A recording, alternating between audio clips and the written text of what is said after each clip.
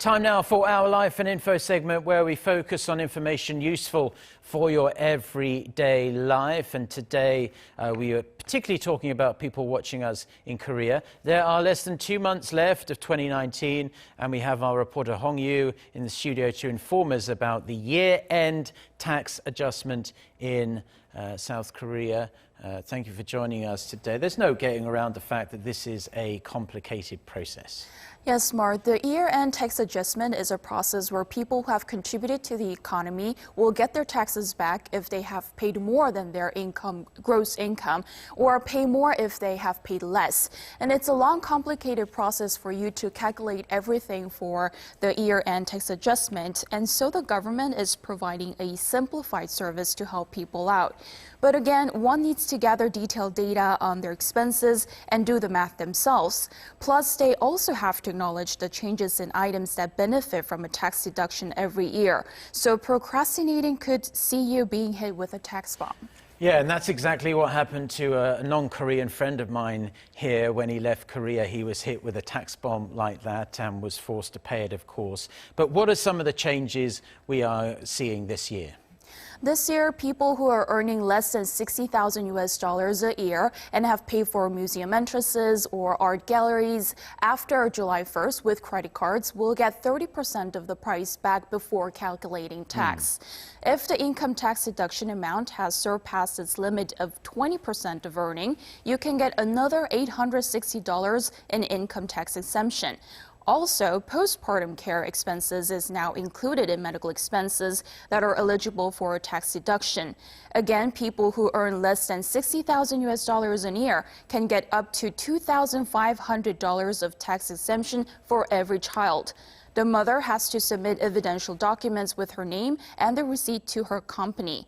For donations bigger than $8,600, 30% of the donation gets paid back in a tax rebate.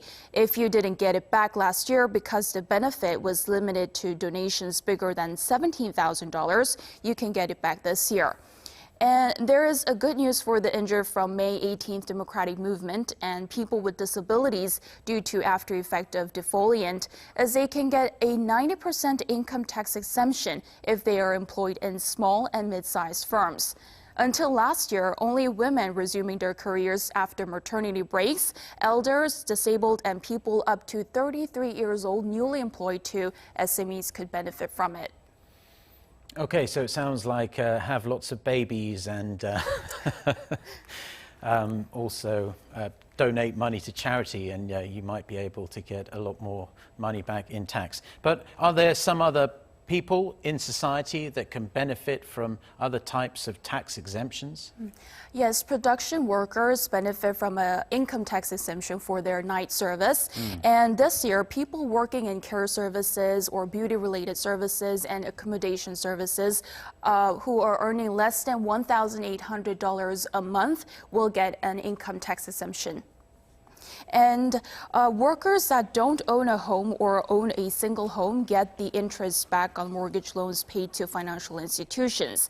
But the house they own has to be worth less than $430,000.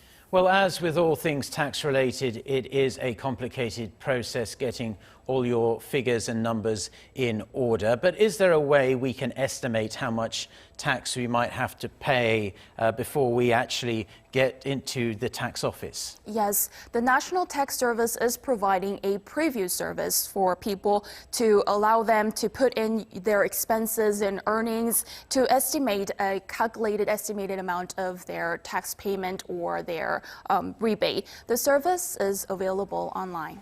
Okay, that's good to see. That's just an estimate you're going to get, though. Once you get to the tax office, then it might be a little bit more or a little bit less. But yes, let's hope we avoid getting hit with a huge tax bill this year.